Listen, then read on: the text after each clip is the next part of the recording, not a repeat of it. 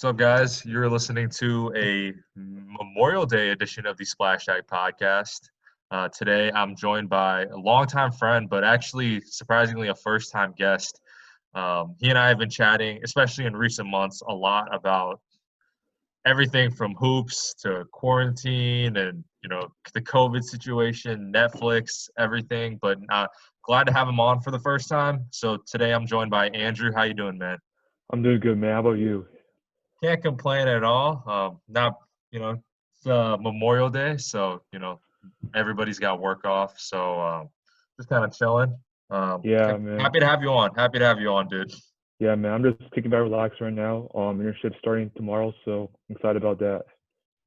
Yeah. So like I said, you and I have been chatting quite a bit the last couple months, especially about hoops. I think that's one thing that definitely one common interest that you and I have. Of course. So, so I'm definitely happy to. I'm definitely really glad to finally have you on. But though I want to start off by talking about the Last Dance.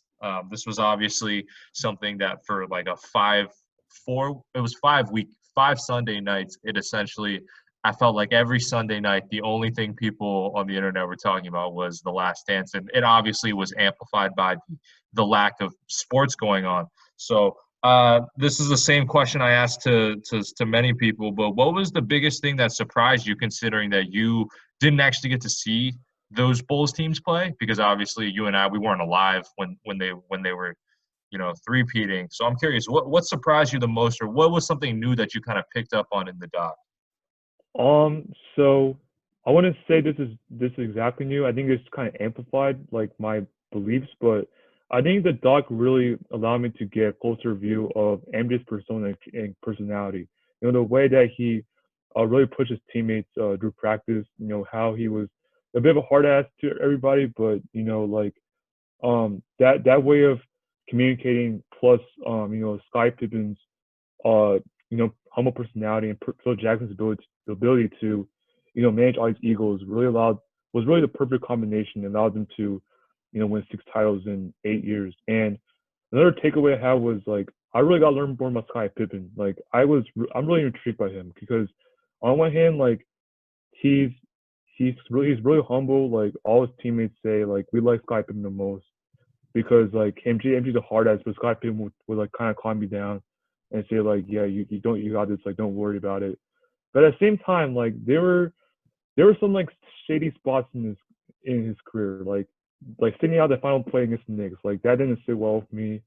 And then um and then he said he doubled down and said like, oh yeah, I would do this again if I was given a chance. So like I guess yeah, I guess like MJ, I guess like both MJ's like persona as well as like Sky Pippen is just like he's kind of an enigma to me. Like that's kind of what I took away the two top things I took away from this documentary.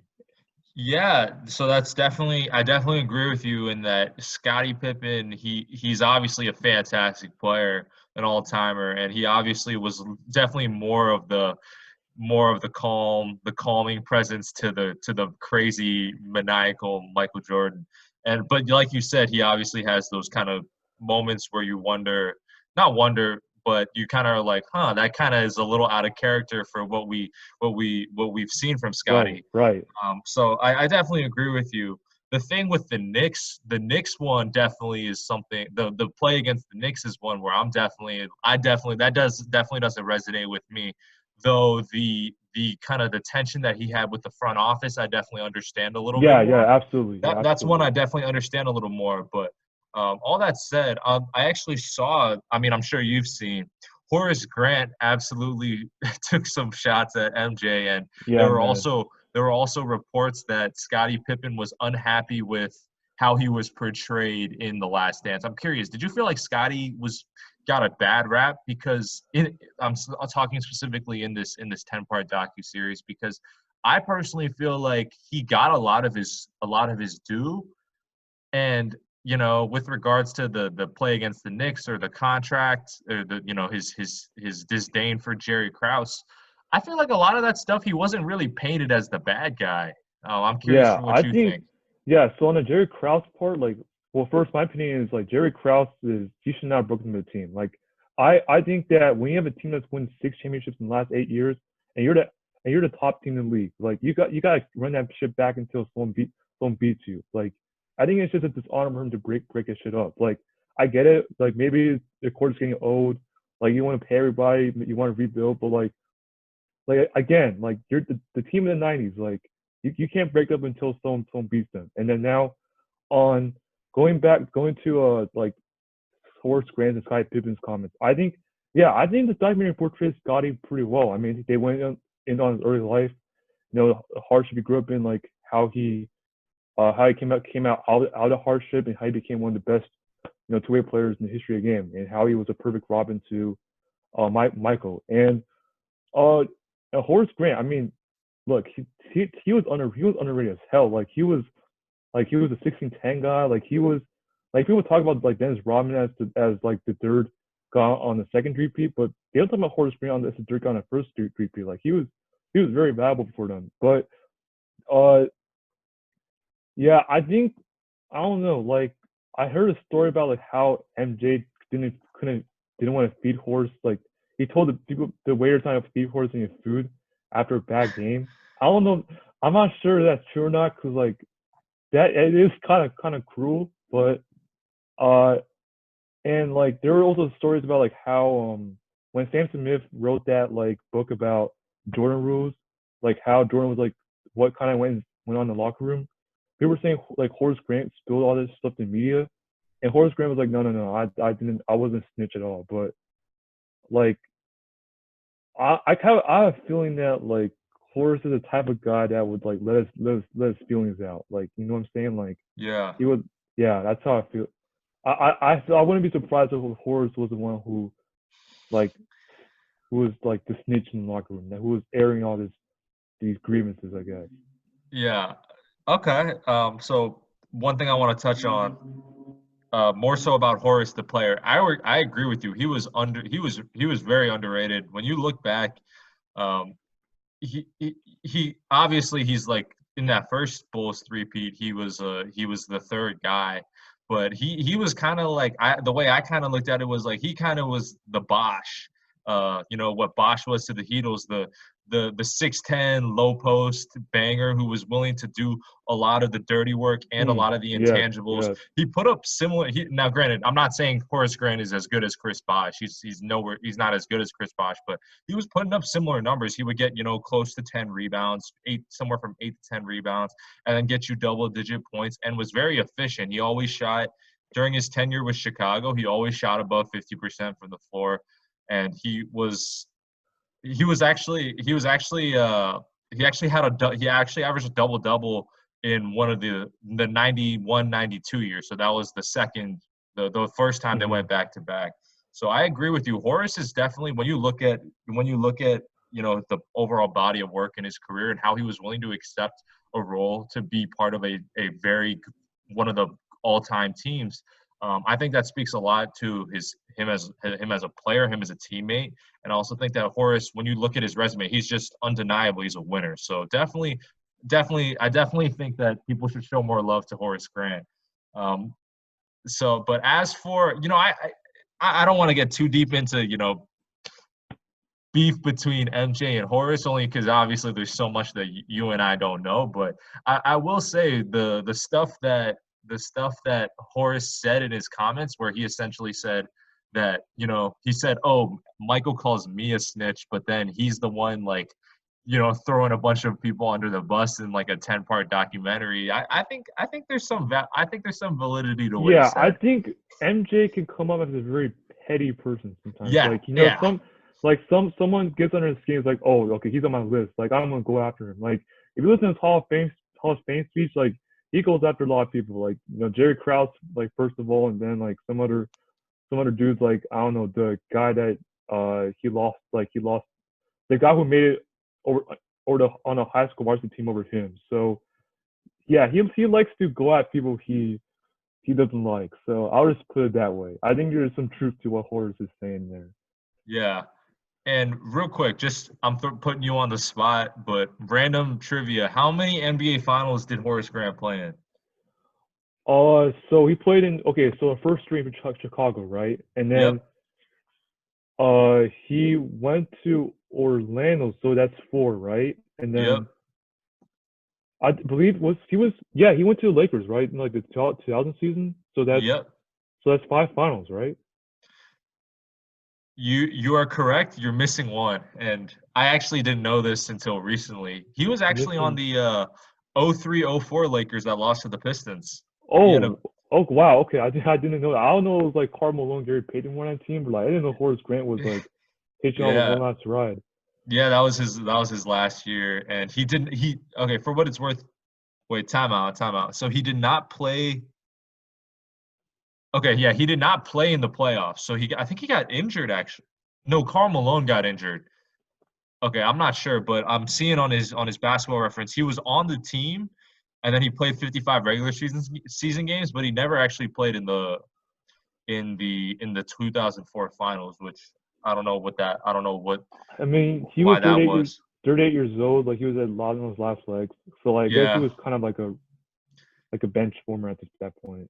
yeah, but so that's what. So let's say he was on six finals teams, right? You Yeah. throw in the fact that he was also on the 1990 conference finals team and the 96 Magic, who also made the conference finals. That means he went to eight conference finals, which that's quite a few conference finals to Yeah, say the he's least. So got a lot of experience in definitely, big games. Yep. yeah, definitely respect to Horace. So pivoting away from Horace Grant, that was a little more Horace Grant than I thought we would talk about. But so I actually talked about this on a previous podcast, but I actually want to hear your take, and I have a new theory that I heard from Bill Simmons and Joe House. But one of the big controversial things from the Last Dance that I would say is good natured is the nature of the flu game. How he was. It seemed like in the doc they were trying to pin it to some spiked pizza, and then the guy from the pizza guy in Utah actually came out and spoke against that and claimed that he was actually a Bulls fan. I'm curious, what is your working theory behind the quote unquote flu game? So I mean, first of all, like, how do you get food poisoning from pizza? Like, what kind of shit do you put on it? Like, do you put uh, yeah. So that's what I was wondering at first, and then I think, man, I don't know. Like, this guy says he's a Bulls fan, but like that's just I can't buy it because like you're in Park City, like it's a game before the finals, it's tied 2-2, it's big game five. So it's like so these dudes at like Pizza Hut or whatever were just like, yo, like we need to stick to this guy. We need to make sure we got like limits affect him somehow. He's trying to order pizza, so like what should we do? Like that's and like we should make sure that he we should just kind of like trying to fuck him over physically. I don't know. That's I think that they're trying to fuck them up. I think they were like you. I don't think they were Bulls fans. I think some that doesn't seem right with me. Okay. Okay. That's something is definitely suspicious. I will say, like with regards to all the stories you're hearing, it like not all the details line up. But I'm curious. Have you listened to uh, Bill Simmons and Joe House discuss a potential working theory? Because they have one theory that I actually think makes Oh a no, lot of sense. I haven't heard it yet. Yeah, I want to hear it. Okay. So one thing that is confirmed by by MJ's security people was that he wanted the whole pizza to himself because he was really hungry. And so he spit on the pizza. He spit all over the pizza in order to make sure that no one else would eat it, right? All right, okay. So confirmed that he spits on the pizza. He's also I don't know if this is confirmed. I'm pretty sure it's just kind of widely assumed. Before he was eating the pizza, he was just having a good time, playing cards, drinking, smoking a cigar, right? Hmm. Cigars are known to have things that let's just say are not great for you, right? Right. So the fact that he's in his mouth, he's puffing a cigar, he spits on the pizza, and he's drinking alcohol. Okay, that's a bad combination. And he's eating an entire pizza, right? Like between like 8 inch, Right. 6 inch. Is it possible some of the let's just say less than the unhealthy materials from the cigar traveled through the spit land on the pizza, and then he eats the whole pizza. Really, he downs the whole pizza while he's, smoking a cigar, consuming some alcoholic beverages. Is that possibly? Is it? I think it's very feasible that that combination of things just didn't sit well, like with his body, as opposed to, oh, it was someone's putting some bad ingredients in a pizza. Yeah, I think a cheese like probably like affected him the most because like dairy products and I feel like oily dairy products and like the combination of that and like the stuff from cigars and alcohol like that's like a really volatile mixture. I mean like people are really lactose tolerant, but if we add cigars and alcohol that shit like God like Yeah, yeah. So I say that to say, and this is all just good fun and just having fun. But with that, if we're going to go with that theory, then everybody's stories, all the stories from all the different sides can still hold up, right? Like it's still possible that that guy was a Bulls fan, and MJ and his security guards saw like five people deliver the pizza. I think that with that under this with this theory, it's possible that nobody was actually really lying per se. yeah, I think yeah that would make sense. I mean, if the food poisoning came from like what you said, what Bill Simmons and House said, and like yeah, I think those statements probably hold up one way or the other. Yeah. Yeah, but anyhow, I actually want to go back to Scottie Pippen since you bring up, you obviously brought up the fact that he was this, this good teammate, fantastic guy, second guy to Michael and so forth. And obviously we mentioned some of the more infamous moments. I will say one thing that I didn't know actually before the Last Dance at all was that Scottie played the 99 game 6 of the 98 finals a with a back injury. And that he was kind of like a walking decoy the whole time. He could barely he could move, but he was in pain, and that he wasn't really trying to shoot much. Like I had no idea about any of that, just because, like I said, didn't watch 90s basketball when it was didn't watch too much 90s basketball. And when I learned about that, I was like, wow, like talk about someone who is literally willing to sacrifice and put his body on the line and also not make it about himself, So that was Hmm. one thing I actually really commend Scottie for, even though obviously, there's risks to playing hurt. Whatever, it seemed like he and the training staff kind of were like, okay, you can play, but like you can't exert yourself too much. And with that in mind, hopefully he wasn't at risk for like maybe a potentially a life-threatening injury. But all that said, I that was a big thing where I was like, whoa, I actually had no idea about that, and that was one thing that really stood out to me. Curious for what you thought. Yeah, so I heard before that like he was playing through an injury like in this game 6, but then like I watched the final episode. I was like, okay, this is worse than I thought. Like this guy was like could barely get up and down the court. He could like he couldn't bend he couldn't bend his back at all. So it was like I mean like back in like I think people underrate like how serious back injuries are because like if you fuck up your back like that's It not just career threatening. That's like life threatening. Like you can't Yeah, it's right. like a So connective tissue to a lot of different organs in your body. and nerves as well. Yeah, Like you're yep. right. So yeah, I mean like seriously like Matt Prompton for like playing through that. Like there's I think like he still managed to be like not peak effective, but like effective enough to like I guess like not allow the Jazz to like get away with the game because that game was really tight and really low scoring. Like it's just there's tight. Like no one, I don't think anyone had like this big lead in the second half. With it was like less than double digits. Like it was super close. So like he found a way to be effective. So like that's I gain a lot of respect from him for that performance. Yeah, absolutely. Um, Now kind of pivoting away a little bit from the Last Dance, I want to talk a Yeah. little bit about the NBA potential return. It looks like there's more momentum and optimism about a return, and it seems like now there's a little bit more of a plan in place, at least with regards to logistics, how they're going to do, testing, Hmm. containment, all that. That stuff is still definitely needs to be fleshed out. But it seems like now that they're planning on resuming the season, they don't know in what capacity. Like, are they going to have all 30 teams back or not? But they do seem intent on resuming a season, having a training camp, and then kind of resuming the season and having a playoffs where every series is best of 7. So with that in mind, I said this off the air, but this is obviously a good time for the NBA to try out new things, experiment with stuff either for this season or next season, because next season's obviously going to be impacted by this new change in the calendar. Right. I'm curious, what are some things that you think would be really cool to experiment with? Like, if you let's say you're on the phone with Adam Silver and he says, "Hey man, I need some ideas for things that we could maybe put a test run to." What are some things that you're going to pitch to Adam Silver? So I just read about today. I think it was either Brian Windhorst who said it, but like the NBA, I heard the NBA was try like a seeding 116, which I'm a big fan of because first, like, okay, you're in one spot, you don't need to travel, so what's the point of doing East and West, right? And Yeah.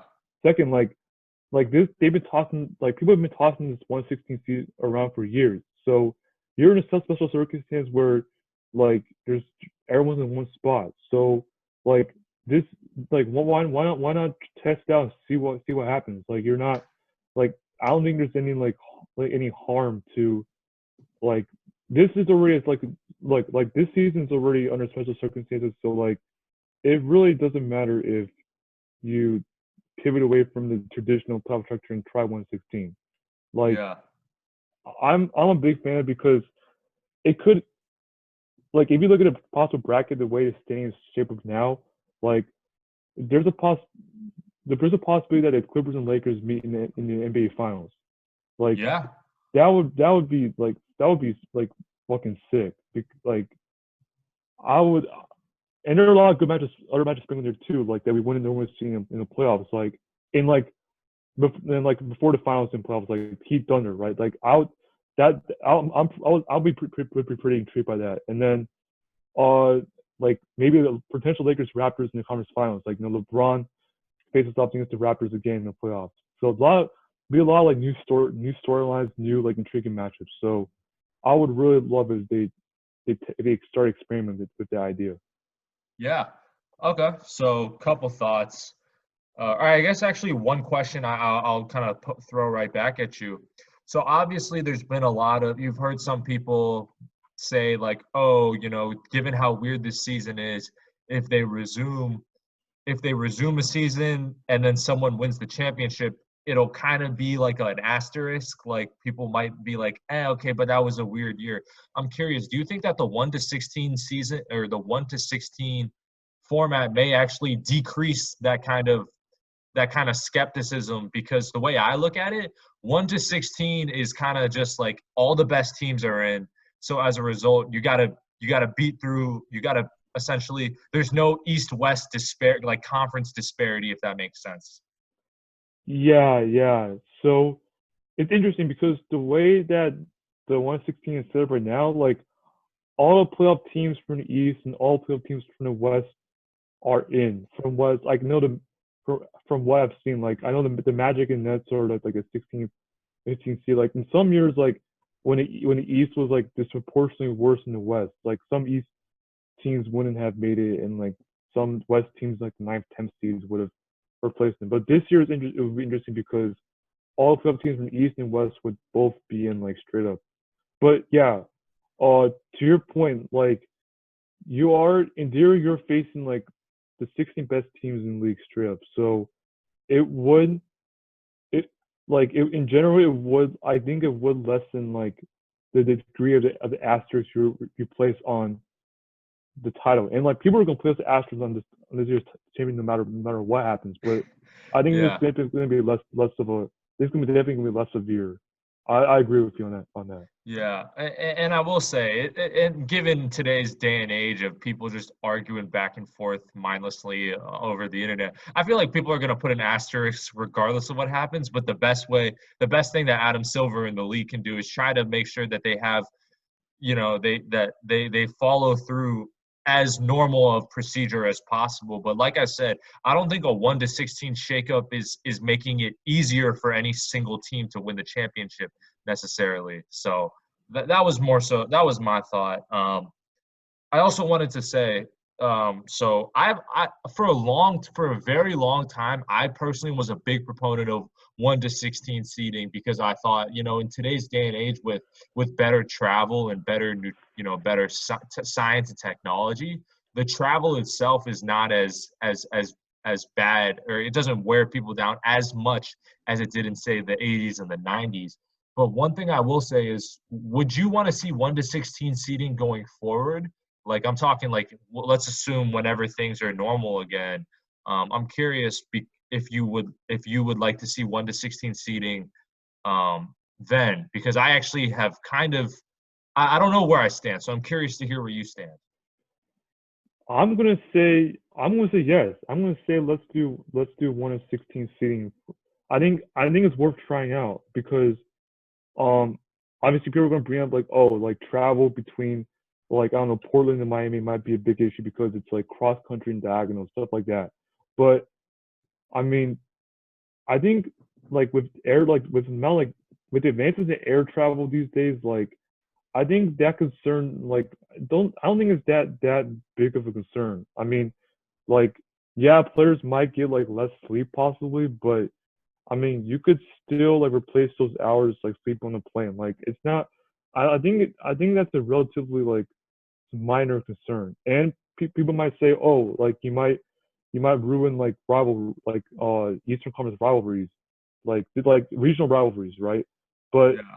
at the same time, like I remember one year was like 13, 14, like the Suns, like I remember the Suns were the ninth seed. They won 48 games and they didn't make the playoffs. Whereas out on the East, like the Hawks finished like what, like they had less than Sub 500, Southern sub 500, 500. right? And they made it to Yeah. the eighth seed, which, but well, yeah, that year, well, actually that year the Hawks took a picture of 7 games, but like still, like a Suns like 48 wins should get you in the playoffs, but they didn't make the playoffs.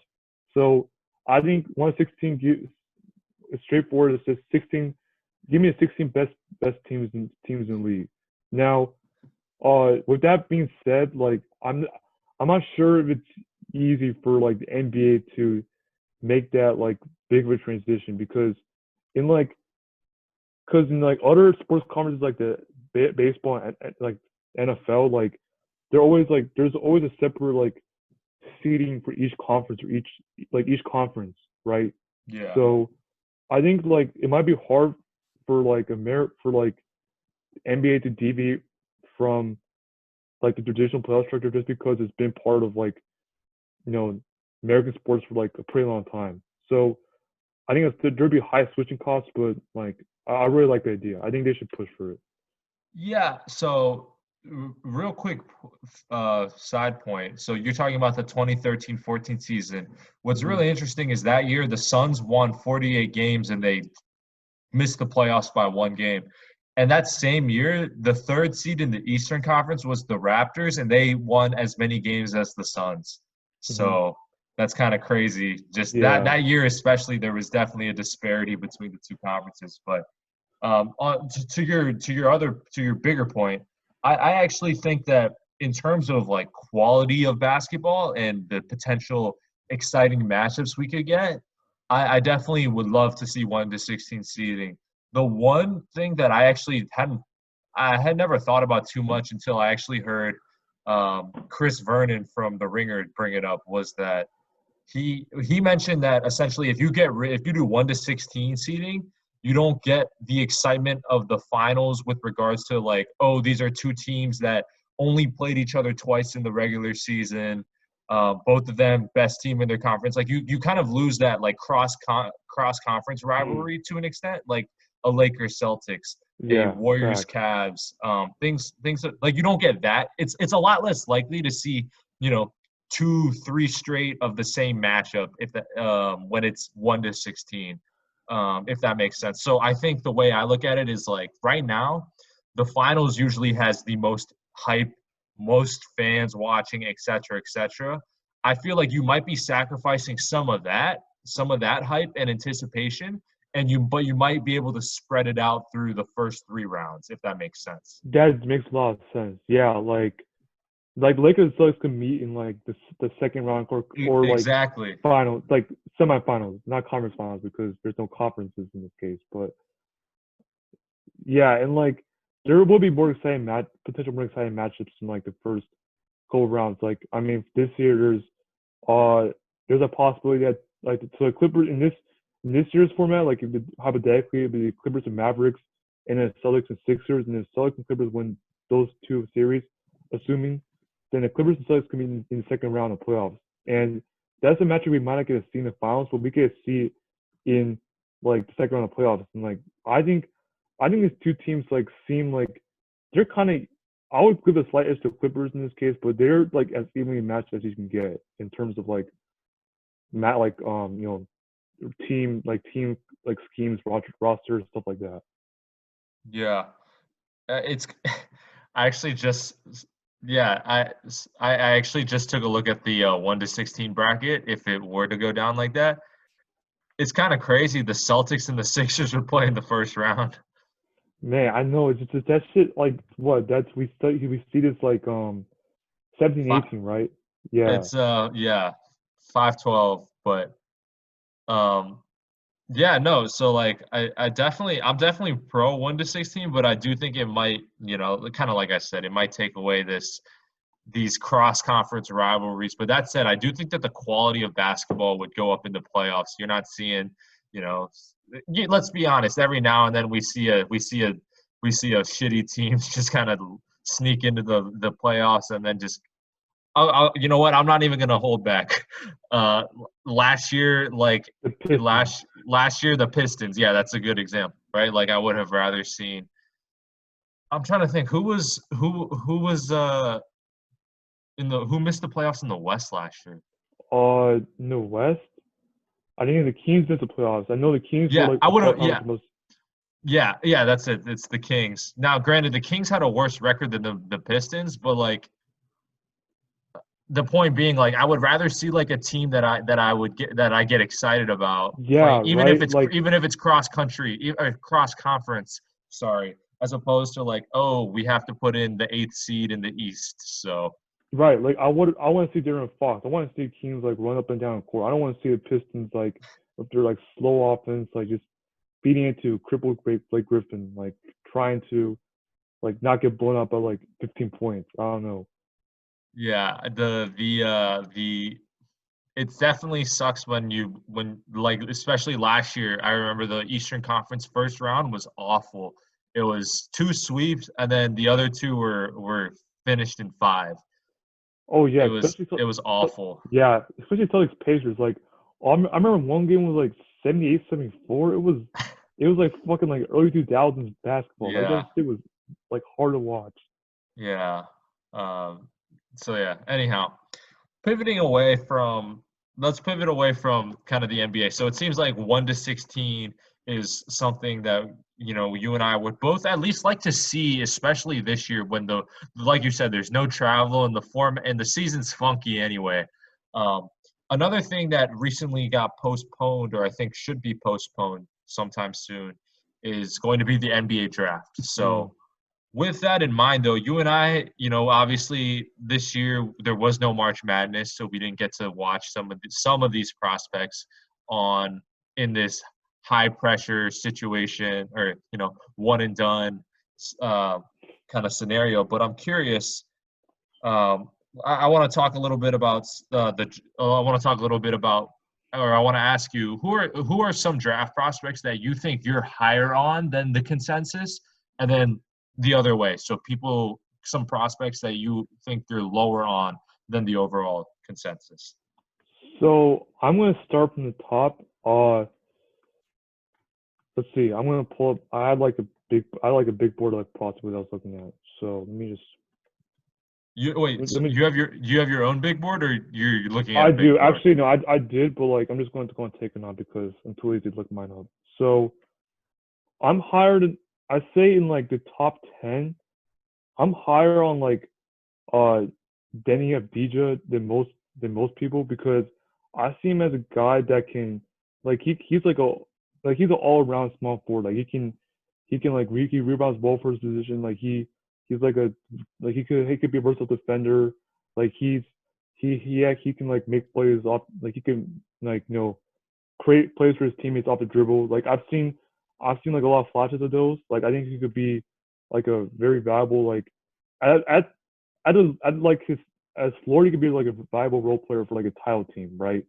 I Yeah. get that people are concerned about his free throw shooting, 56%, which is yeah, I'm gonna admit that that's really concerning to me. I'm not sure there's like a player that's been successful shooting that low from free throw line that's a wing. But at the same time, like when you see him shoot the ball, like his mechanics aren't broken at all. Like they're easily fixable. In fact, like I don't see like a lot that's really wrong with the way he's shooting the ball. It's not like he's like shooting like Markel Fultz where his form is completely shot. Like it's I think he could become a serviceable shooter. And if he becomes a serviceable shooter, then the rest of his offensive skills are going to become a lot more effective. So that's one. And then another one was Paul Reed. So Paul Reed is he's averaging like 3 blocks and like 2 steals a game. So like he's right off the top of the bat, he's like insanely good defender. And he's versatile too. He can guard wings and he can also stand his ground against big men. And uh yeah, so the thing is like when I look at big boards of like draft like of mock drafts and stuff, they have him in like a mid-second round, which is puzzling me because like is Paul Reed really worse than like someone like I don't know Precious like Achua or is that probably pronounce the name Yep. Precious? Yep. Precious Yeah, Achua. like is he really worse than like is he really that much worse than like him because like Achua is also like a high motor like defensive like high motor like defensive minded guy who can guard who's as versatile as Paul Reed. But like Paul Reed's like offense is does needs a lot of work, but it's not completely broken. Like he can shoot the three ball. Whereas when I see like Precious Achiuwa like going on offense, like he has like he has no shooting touch whatsoever. Like he shoots like what 50% from the line. He can't shoot any threes at all. Like he can't play make. He doesn't have like much offensive skills. So like I think Paul Reed is getting like massively underrated by people. So those are like two prospects I'm higher on than like most analysts or like most mock drafts, big boards. Oh, okay. Um, so real quick, I'm gonna be honest. I have not watched a lot of the international guys, with the exception of I'm obviously familiar with LaMelo Ball, and I watched like a little bit of Killian Hayes and R.J. Hampton, but I'm gonna have to do some homework on Denny. How do you say his name? Denny Abdija. Adija. Okay, so I'm gonna have to do some homework on him.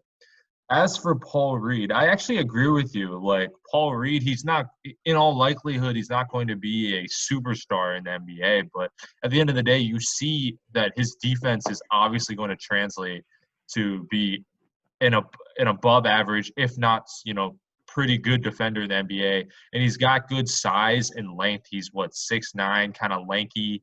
And he's very active, like you mentioned, as noted with the amount of steals, blocks, and deflections he gets. So yeah, I'm with you. Like I feel like he's a fairly safe pick. Like, what's to say he can't be like honestly, like when you compare like what's to say he can't be like a kind of like a Matisse Thybulle. Right, or like Jeremy Grant from Jeremy Miller. Grant is a good one too, because I would say he's closer in terms of his frame to a Jeremy Grant. But yeah, I'm with you. I'm with you there. Paul Reed definitely like kind of like you said. There's people that are going to go ahead of him who are quote unquote have more upside, but at the end of the day, I feel like Paul Reed's not gonna he's not gonna suck. Like he'll be like passable in the NBA, even if he's not a superstar.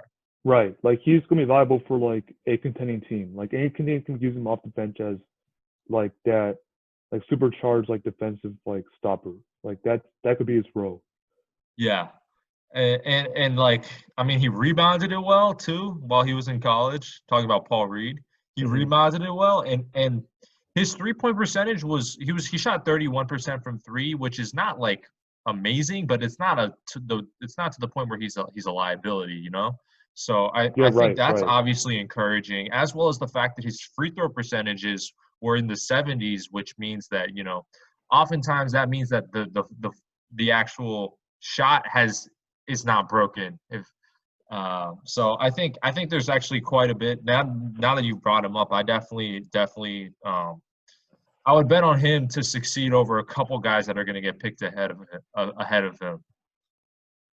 Yeah, absolutely. Like I think I'm gonna say like I don't know what's like one guy like Josh Green. Like I think he could have a better career than Josh Green. Like Yeah, I wouldn't could see that. surprise me. Wouldn't Yeah. surprise me. Josh Green he was solid as a freshman, but he's still young and he obviously has a long way to go. But um, or even like I'm trying to think. I'm looking at some. Let me put it this way: like Cassius Stanley from Duke. Now, granted, Cassius Stanley is probably in a similar draft range as Paul Reed, but Cassius Stanley, I think he wows a lot of people with how hard he plays and his athleticism. But there's a I have more I if I actually have probably more concerns about Cassius Stanley as an NBA prospect than I do Paul Reed. Yeah, I would agree with you on that because like first he's like a 6'6" wing, whereas Paul Reed is like a 6'10" like power forward. So like I know like uh I know like Paul Reed probably doesn't put up like good like uh like he probably doesn't have a lot of like skills in terms of ball handling and stuff. Like he's not like a big assist guy, but like you don't really expect like 6'10" power forwards to like really exhibit these kinds of skills. Whereas kind of standing like you want like 6'6" wings to have some semblance of like good like okay ball handling, okay like okay passing vision, but like I can't really see that in Stanley. Like I feel like is am I right in saying he's like kind of like Shannon Brown on the Lakers back then? Like he's just hella athletic guy who like who I can shoot threes, but like he can't do much else. Am I wrong saying that or like Okay. I actually kind of like that. My thought was that I always looked at him kind of like a worse version of Harrison Barnes, but yeah, sh- that's a good comparison too. Yeah. but even then Harrison Barnes started on a title winning team and a 73 win team, so like that's not a diss. I actually think Shannon Brown might be because Shannon Brown he was an absolute wow when it came to the athleticism. And when you watched him jump, you were always just so blown away. But then he was never really able to stick around too much. Obviously, he was on those Laker teams, but um, yeah, no, I actually like that Shannon Brown. That's a good one. I'm glad. I'm jealous I didn't come up with that. Yeah, I don't know. That's just I don't know how it popped in my head, but like I guess it just worked out. Yeah, the reason why I think the reason why I the reason why I have a little more concerns about Cash Stanley is first is that yes, he's this crazy athlete, and I have to admit he played hard and he was like solid on the defensive end. The thing though is like uh, well, first and foremost, the dirty little secret is that even though Paul Reed was a junior and Cassius Stanley was a freshman, they're actually the same age. They were born the same year. They're only a couple months of like 2 months apart in terms of age. So I think that there might be a little deception in that department. But another thing is like with Cassius Stanley, just the vibe, kind of just when I watch him play, he has this amazing athleticism, and yet you never felt.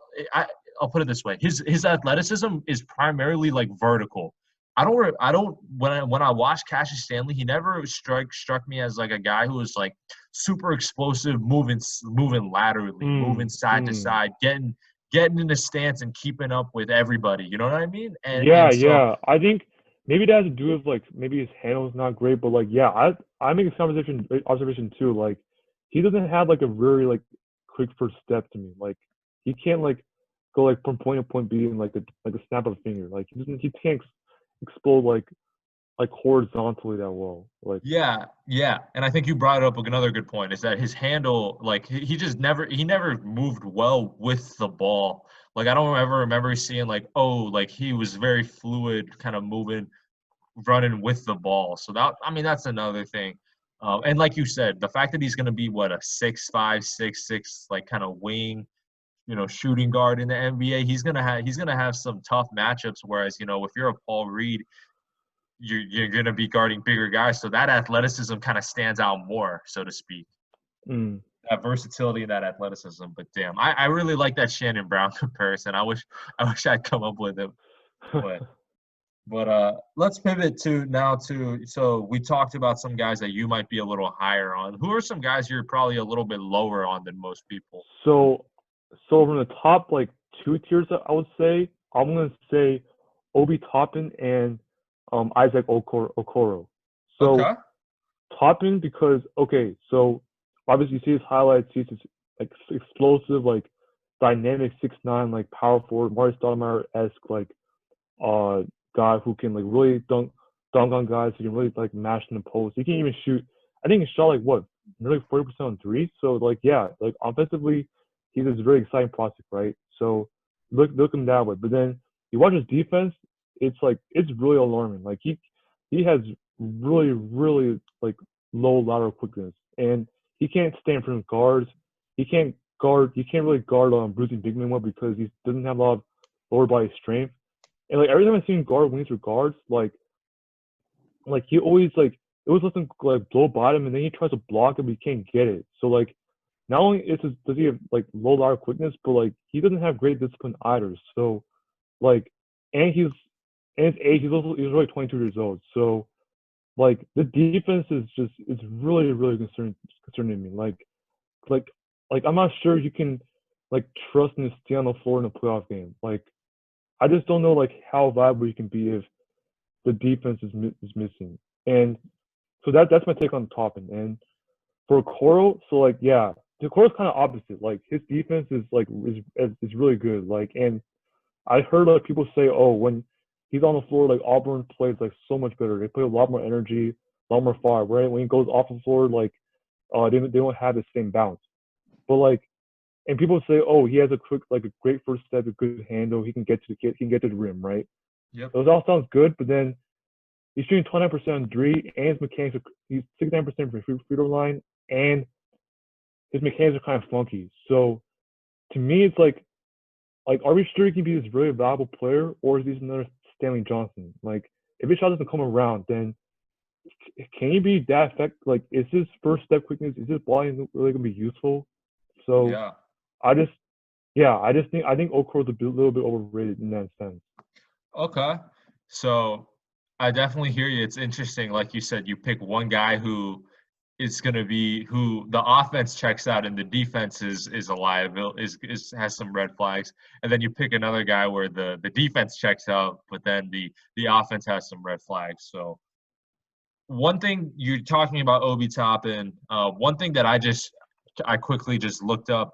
One thing that I found really interesting is that so let's start with since 2007, if you look at all the National Player of the Year winners in college from 2007 forward, so three of them, so only four of them have gone on to become NBA All Stars. Of those four, three of them were freshmen. So they were freshmen and they won National Player of the Year. And then the other one was Blake Griffin. So it's actually really interesting. It's when you look at the list of National Player of the Year winners and how they kind of end up being as NBA players, most of them at best end up being like quality starters. But it's just kind of interesting to see. Considering that Toppin did win National Player of the Year and he's probably going to go in the top 10. It's definitely very interesting to do you know I'm actually okay, sorry. I'm rambling a little bit, but a Oh little no bit of worries, trivia no worries. for you. So, National Player of the Year since 2007. So, take out Durant, Blake Griffin, Zion and Anthony Davis. I'm curious. Who do you think was the best? For, who do you think ended up having like the best quote unquote like tenure in the NBA? So like I can look at a list, right? I just need to refresh my memory a bit. Yeah, Um, like who I think is gonna have a top 10 career or like a good career? Who I think is having a good career? Like is it yeah. projection or is it You can do some projection. Sure. okay? So okay, I mean Evan Turner's like kind of washed. Jimmy Fredette like he's not in the league anymore. Trey Burke is just like an undersized guard, like a dirty guard on a team. McDermott is like kind of more useful than he was before, but like he's a liability defensively. Kaminsky doesn't do shit other than like shoot threes. Um, so yeah, so like out of these, so I like so 2016 Bush Hield won and 2018 Brunson won, and so Frank Mason is not in the Frank Mason's like not in the league anymore, I think. So He's on a two-way. two-way, yeah. So hmm, I think so far, I mean probably Buddy Hield It's probably because Buddy he's Hield, right? depth and he's like a electrifying 3-point shooter, like quick. Once he gets the ball, it's like he's shooting it. Like just give a little bit of airspace, it's gone. So like he's a sniper from three, but he is like otherwise still like he's a little one dimensional. Like he's a great shooter, but like what can't really I don't know if he can do much else other than that. Like I don't think he's not a good defender, and like he's not exactly like a playmaker on offense. Yeah. Brunson is he's interesting. I think he's like he's like he has an old school post game. Like you watch him in Villanova, he could like back guys down and then like fade away. So that skill set is probably not useful in NBA, but like other stuff like he's like a solid passer. He can shoot threes. Like I think he's like he can make it for play valuable backup point guard. Like right now he's playing valuable, giving valuable like second unit minutes behind Luka Doncic on Mavs. So I think yeah, right now Peeled and then but Brunson is also like he has some like good he could be a really valuable like player for the Mavs when they start right now they're a public contender, but they might contend for championships soon because they have Luka on the team. So he might be really valuable for them down the line. Yeah. The reason I brought this up was because, with the exception of the guys who are so obviously going to be great, like, Oh, I mean, by the like, way, Zion's gonna be like fucking awesome. So I've got to yeah, say that. But I yeah, didn't mean to say that. yeah. But so like I said, like, so I say all that to say, you look at the guys who are going to clearly be transcendent, like a KD, AD, and then Zion recently. Even Blake Griffin, let's lump him in there. Once you look past that, you look at the guys who are quote unquote the best player on the college level, and oftentimes they end up kind of struggling to kind of reach that similar level um, professionally. I wonder if maybe that's a function of just the college game. Obviously, there's differences with that in the NBA, but also I feel like with college, when you play in college for a couple of years, you tend to figure things out, and as a result, you can look better than maybe you will be down the line, if that makes sense. So I wonder Yeah, what's to say that Obi Toppin is not going to be like that, and that's not to say that he's not going to stick around in the NBA and be solid, but it's just like you bring up you bring up questions about his him on the defensive end. Obviously, that's something that could kind of be put to the side on the college level, and so it makes me wonder, like, what's to say he's not going to just kind of end up being like a high energy big that's kind of like the eighth or ninth guy on an okay team. You know what I mean?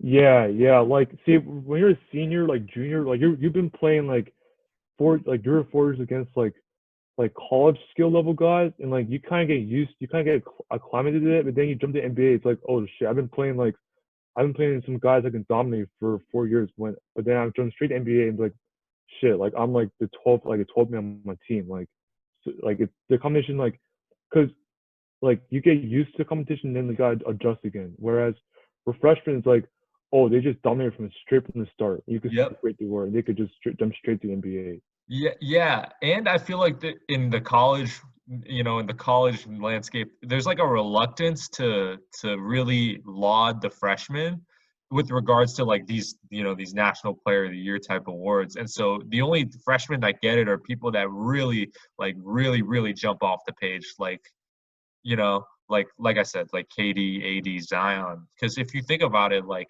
the year Jalen Brunson won, there was what Marvin Bagley, DeAndre Ayton, Trey Young, but they gave it to Jalen Brunson.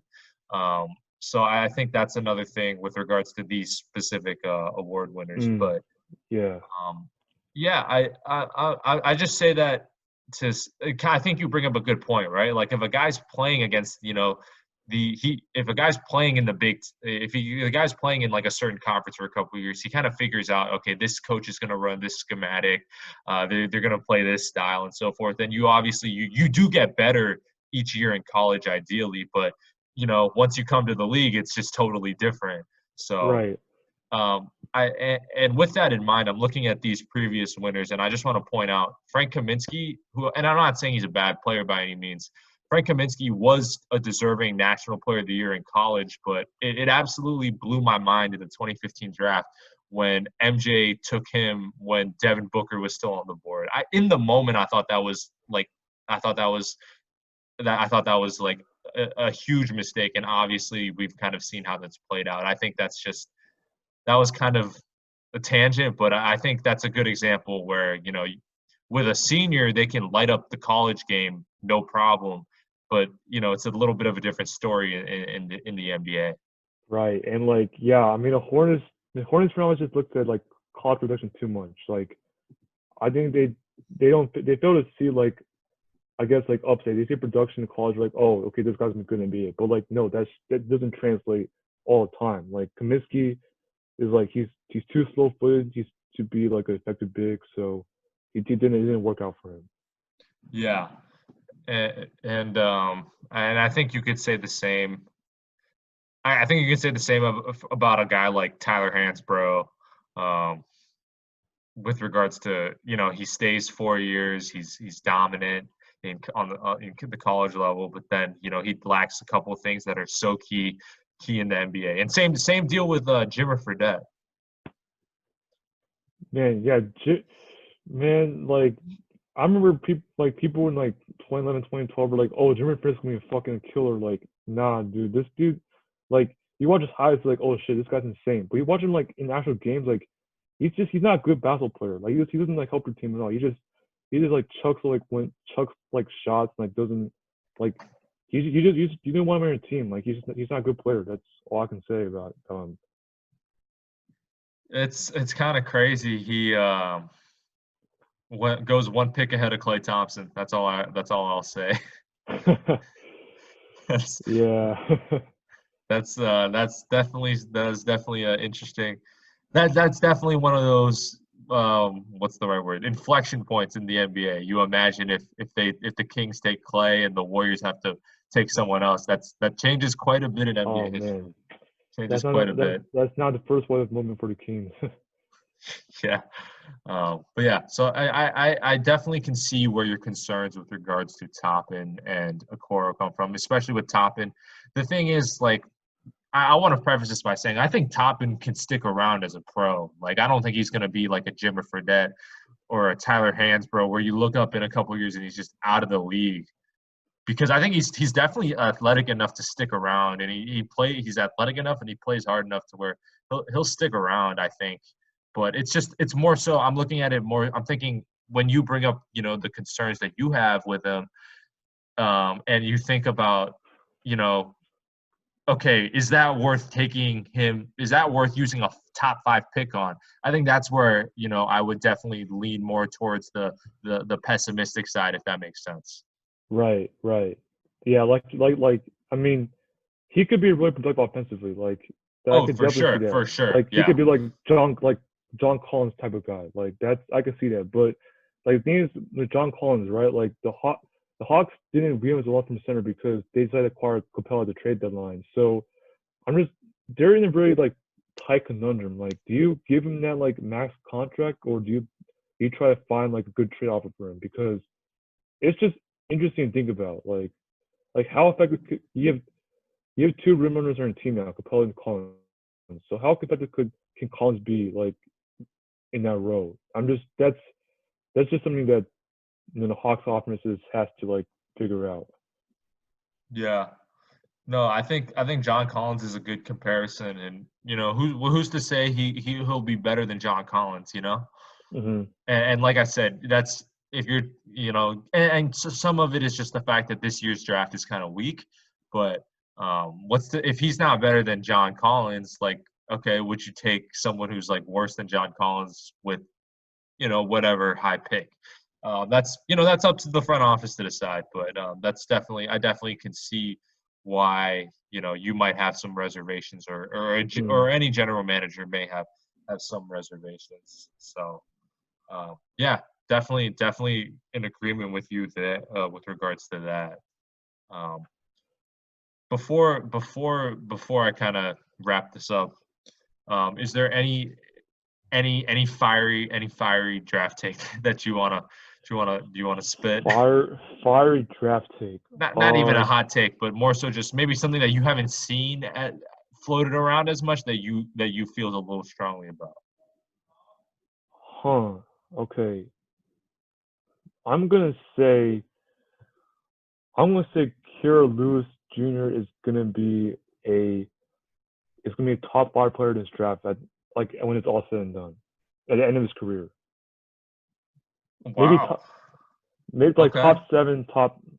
I don't know. I really like this kid. I mean, dude, he's kind of wide, he's a dim frame, so he's got bulk up, but like this kid's a sophomore, 19 years old, and he's he's leader of like the fast paced offense at Alabama.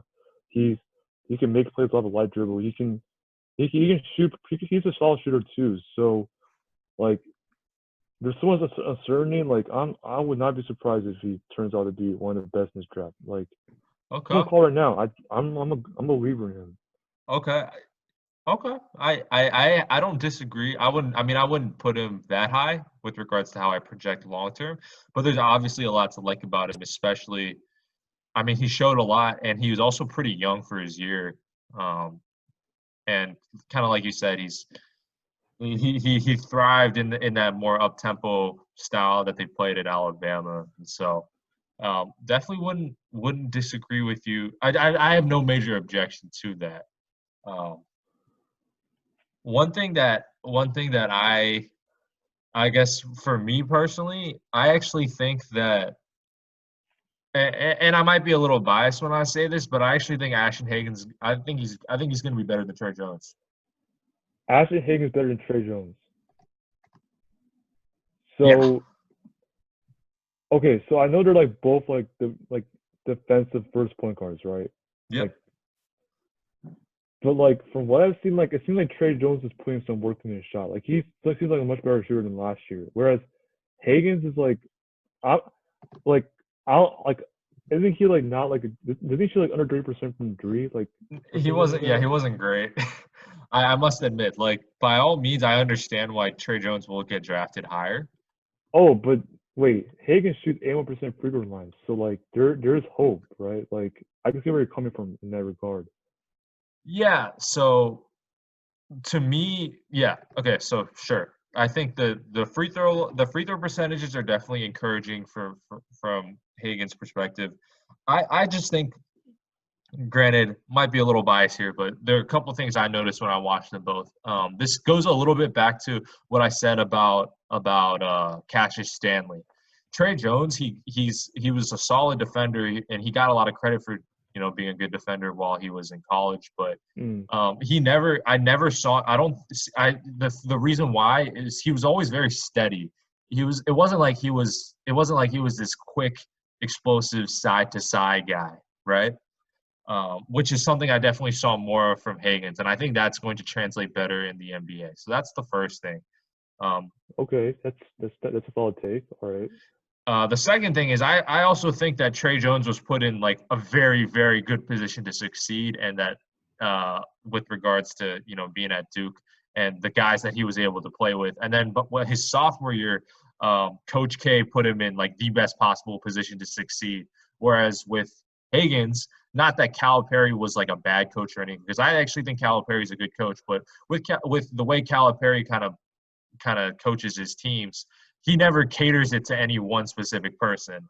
Um, so you look at Trey Jones. He his first year he gets to play with Zion, RJ, Cam Reddish, and then his second year he played more minutes than Trey or than Higgins, and the ball was always running through him. Whereas with Higgins, he had to give it off to Maxi and Quickly, who are both very good perimeter players as well, and also like a Nick Richards who had a pretty solid year at Kentucky. Yeah, I think Richards Um, is good. where, whereas I never felt like Trey Jones was being asked to defer to Cassius Stanley, Wendell Moore, even like a Vernon Carey. Like he got his touches and stuff, but I always got the sense that everything was going through Trey. Whereas with Kentucky, I don't feel like Ashton Higgins was given the keys to the car like that. So I think that's why, statistically, there's a lot more to like about Trey. But like I said, when I just based on granted, I know that this is all just conjecture and quote unquote the eye test, but I personally think that Higgins will be better in the pros than Trey Jones. And maybe I'm just biased because I've made it no secret. I always rooted against Trey Jones, Oh, but nah, yeah, yeah. we'll see. Uh, well, I think Addison is gonna get drafted. I wouldn't be if he was to get some drafted, like someone better scoop him up the first like minute of draft ends. So um I think he has a chance to go like mid second round. I don't think seems like NBA teams are not high on him because of his 3-point shot.